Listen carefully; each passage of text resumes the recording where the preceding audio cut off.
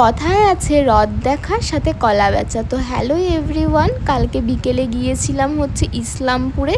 তোমরা কে কে এখানে গিয়েছিলে আমাকে অবশ্যই কমেন্টে জানিও। অনেক দিন ধরে মিনি ব্লগগুলো শেয়ার করা হচ্ছিল না সময়ের অভাবে, তো সেটাই ভাবলাম যে আজকে ভিডিওটা করি।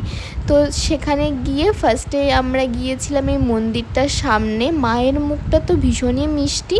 তো তারপর একটু বাজারে গিয়েছিলাম, সেদিন বৃষ্টির কারণে এত কাদা হয়েছে।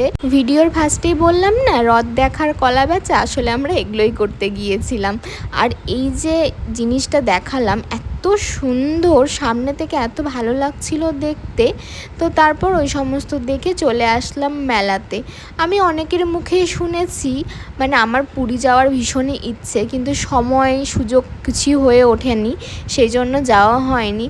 অনেকের মুখে শুনেছি পুরীতে নাকি জগন্নাথ দেব না ডাকলে যাওয়া হয়ে ওঠে না।